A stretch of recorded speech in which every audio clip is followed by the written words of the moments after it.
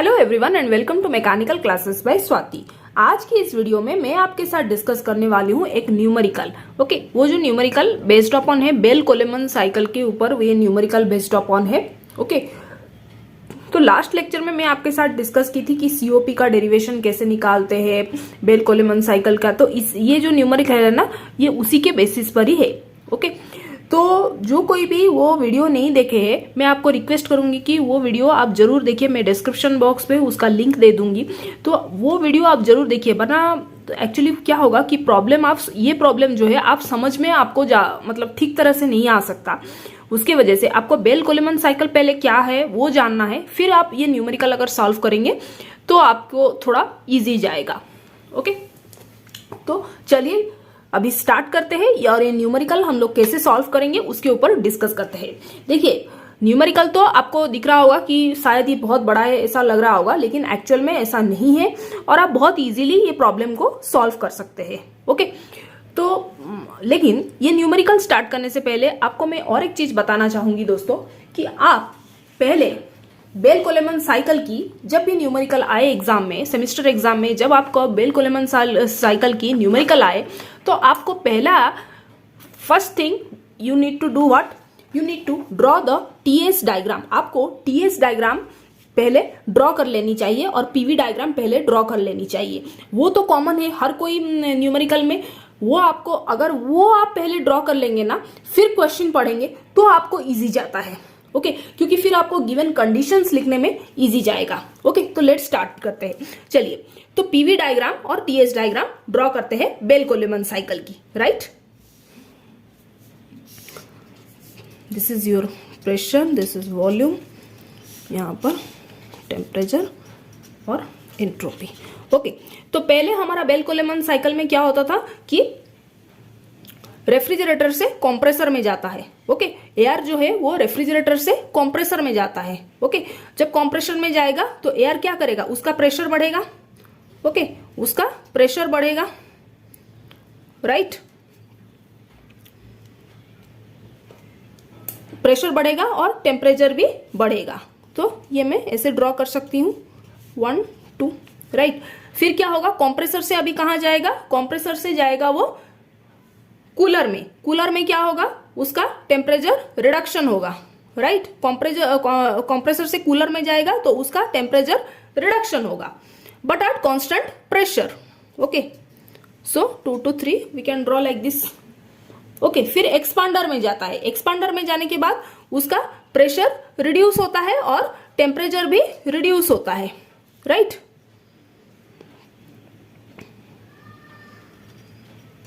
फिर क्या होगा, वो रेफ्रिजरेटर में रह जाएगा। ओके, रेफ्रिजरेटर से क्या करेगा, वो हीट को खींचेगा।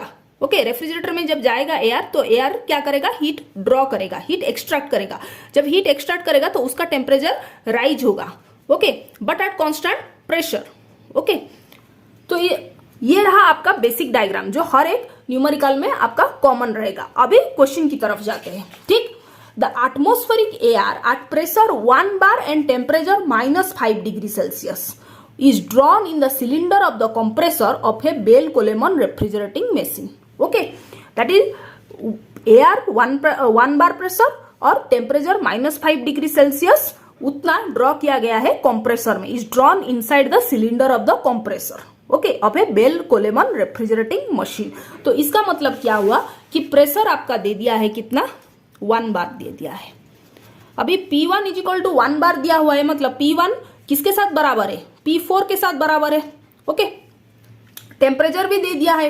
टेम्परेचर कितना दिया हुआ है, T1 हमारा टेम्परेचर दे दिया है, कितना दिया है हमारा, -5 डिग्री सेल्सियस। अगर मैं -5 डिग्री सेल्सियस को अगर मैं इसको आप केल्विन में कन्वर्ट कर लिए, इसको आप केल्विन में कन्वर्ट कर लीजिए, तो -5 + 273 I will do. Okay, which is equal to 268 Kelvin. Okay, which is equal to 268 Kelvin. Right? अभी फिर नेक्स्ट चलते हैं। It is compressed isentropically to a pressure of 5 bar. Okay, it is compressed isentropically to a pressure of 5 bar. मतलब P2 दे दिया है आपको। Okay, P2 कितना दिया है, 5 बार दिया हुआ है, जो कि P3 के साथ बराबर है। राइट, इतना मिल गया है question. In the cooler the compressed air is cooled to 15 degree Celsius. Cooler में क्या हुआ है, कूलर यहाँ 2 to 3 प्रोसेस, हाँ, तो कूलर में क्या हुआ है कि cooled to how much degree Celsius, 15 degree Celsius. Okay, इसका मतलब T3 जब वो कूलर से एयर पास किया तो उसका टेम्परेचर कितना हो गया, 15 डिग्री सेल्सियस। ओके, तो T3 हमारा कितना हुआ, 15 डिग्री सेल्सियस। ओके, T3 दे दिया है 15 degree Celsius. The pressure remaining same. It is then expanded to a pressure of 1 bar in an expansion cylinder from where it is passed to the cold chamber. Okay, तो हमें फिर क्या question, हमें क्या निकालना है, वर्क डन पर KG of air and COP of the plant. तो हमें क्या फाइंड आउट करना है, वर्क डन फाइंड आउट करना है, और क्या फाइंड आउट करना है, सीओपी फाइंड आउट करना है। ठीक, और क्या क्वेश्चन में दिया हुआ है आप देख सकते हो, for air assume the law of expansion PV 1.2 equal to constant and law of compression PV 1.4 equal to constant। इसका मतलब लॉ ऑफ एक्सपांसन के लिए हमें कितना लेना है, n is equal to 1.2।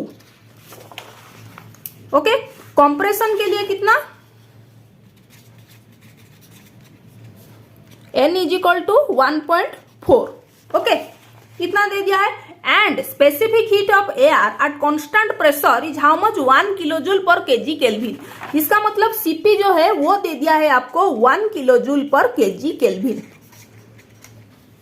Okay, इतना क्वेश्चन से हमें पता चल पा रहा है। तो अब हमें निकालना क्या है, वर्क डन निकालना है और सीओपी निकालना है। तो कैसे निकालेंगे, T2 by T1 हमें पता है, T2 by T1 is equal to P2 by P1 to the power gamma minus 1 by gamma, इतना पता हुआ है। लेकिन यहां पर क्या दिया हुआ है, ये जो है वो कंप्रेशन प्रोसेस है, 1 से 2 कंप्रेशन प्रोसेस है। ओके, कंप्रेशन प्रोसेस में हमें क्या लेना है, 1.4 लेना है। कंप्रेशन प्रोसेस में 1.4 हमें कंसिडर करना है। ओके, तो T2 divided by T1 is how much, 268 kelvin. Okay, equal to P2 is how much, 5, P1 is how much, 1। अभी कंप्रेशन में 1 में हमें दे दिया है, n को हम कंसिडर कर सकते हैं 1.4, तो 1.4 माइनस 1 डिवाइडेड बाय 1.4। ओके, ठीक, तो अब मैं इसको अगर सॉल्व करूं तो मुझे कितना मिलेगा, T2 मिलेगा मुझे कितना, 424.8 केल्विन मिलेगा। कितना मिलेगा मुझे, 424.8 केल्विन मिलेगा। ठीक, अब नेक्स्ट की तरफ जाते हैं, अभी T3 निकालेंगे। T3 दिया हुआ है, हमें T4 निकालना है। Okay, T3 by T4 is equal to P3 by P4 to the power n minus 1 by n। अभी n कहां पर है, अभी n का वैल्यू हम लोग क्या डालेंगे, n का वैल्यू क्या डालेंगे, हम n का वैल्यू यहाँ पर 1.2 डालेंगे, क्योंकि दिया हुआ है क्वेश्चन में कि एक्सपांसन हुआ है, आपको लेना है कितना, 1.2। वो क्वेश्चन में साफ साफ आपको बताया है कि आपको एक्सपांसन के लिए n इज इक्वल टू 1.2 आपको कंसिडर करना है। तो आपको इसको 1.2 लेना है, अभी इसको आप 1.4 नहीं ले सकते। ठीक, तो T3 divided by T, okay, T3 is given, so 15 degree Celsius, right. So 15 plus 273 you need to do, this is how much, 288 kelvin. ये 288 केल्विन आपका आएगा। ठीक, okay, in place of T3 I need to write, okay, 288 kelvin divided by T4, okay, equal to P3 is how much, 5 bar, right. P4 is how much, 1 bar, okay, so this is 5 to the power 1.2 minus 1 divided by 1.2। Okay, so इसको हमें क्या करना है, solve करना है, don't get confuse, this is 5।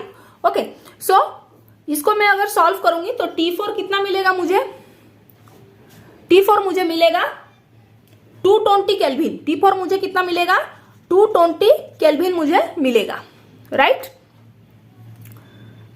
हमें मिल गया क्या, हमें मिला T2 मिला, T4 मिला। तो अब हमारा नेक्स्ट स्टेप क्या होगा, अब हमें क्या करना है, वर्क डन फाइंड आउट करना है। कौन सा work done, work done by the compression, work done by the compression पहले फाइंड आउट करेंगे, फिर क्या फाइंड आउट करेंगे, work done by the expander find out करेंगे। अभी नेक्स्ट स्टेप हमारा क्या होगा, हम लोग फाइंड आउट करेंगे work done by the compressor during the isentropic process, and next we will find out work done by the expansion during the process. Okay ठीक, तो अब क्या करेंगे, अभी फाइंड आउट करते हैं चलो कि work done by the compression process, right. Work done by the compression, आपको फॉर्मूला पता है कंप्रेशन का, क्या फॉर्मूला है। अभी कंप्रेशन कहाँ, कौन सा प्रोसेस है, 1 से 2 प्रोसेस में आपका कंप्रेशन हुआ है। ओके, कंप्रेशन 1 से 2 प्रोसेस में आपका कंप्रेशन हुआ है, ठीक। तो 1 से 2 को कैसे, इसका फॉर्मूला क्या है, n/n-1 into r into T2 minus T1, ठीक है, ये फॉर्मूला है, आपको लास्ट लेक्चर में मैंने समझाए थे, ठीक। ये फॉर्मूला है कंप्रेशन का। तो n हमारा कंप्रेशन के लिए क्वेश्चन में कितना दिया हुआ है, 1.4, okay, 1.4 divided by 1.4 minus 1, R की वैल्यू कितना है 0.287, ये स्टैंडर्ड वैल्यू है आर का, 0.287 kilo joule per KG kelvin, इतना आपको याद रखना पड़ेगा, ठीक, इंटू 0.287, राइट।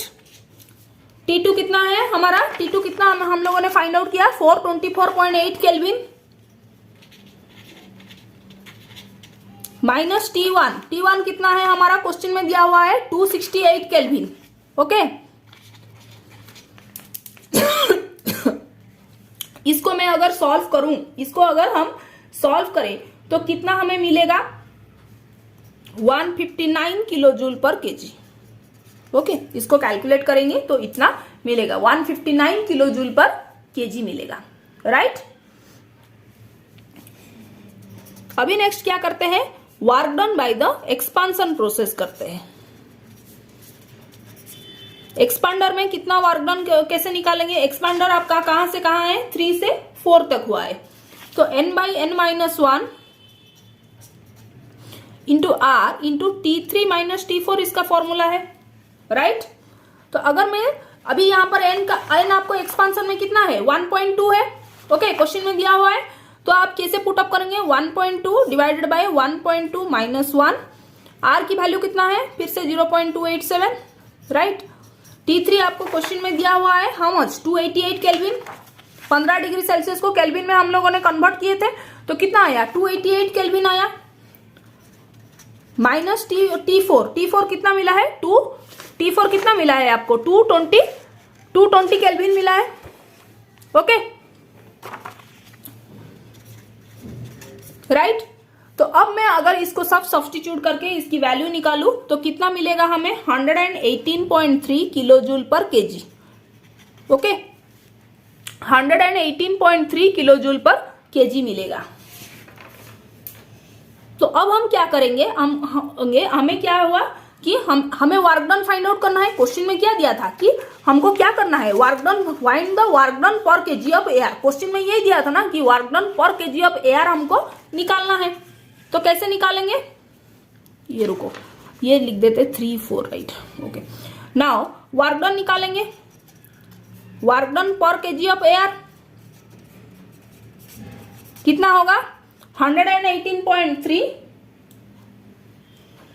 ये आपका वर्क डन बाय एक्सपांडर हुआ। वर्क डन बाय कंप्रेशन हमारा कितना निकला है, 159, ओके। तो इन दोनों में क्या करेंगे, 159 माइनस 118.3, ओके। तो कितना मिलेगा हमें, 40.7 किलो जूल पर केजी मिलेगा। ये आपका आंसर है, 40.7 kilo joule per KG, okay. तो अब फिर नेक्स्ट क्वेश्चन में क्या दिया हुआ है, सीओपी निकालना है, ओके। अभी नेक्स्ट क्वेश्चन में क्या दिया हुआ है, सीओपी निकालना है। सीओपी लेकिन निकालने के लिए आपको पहले हीट अब्सॉर्ब्ड कितना हुआ है वो निकालना पड़ेगा। हीट कितना अब्सॉर्ब्ड हुआ है हमारा, हीट अब्सॉर्ब्ड आप कैसे निकालोगे, mCp इंटू हीट जो एब्जॉर्ब हुआ है कौन सा प्रोसेसेस में हुआ है, 4 से 1 प्रोसेसेस में हुआ है, mCp T1 minus T4, right. So mCp T1 minus T4, right.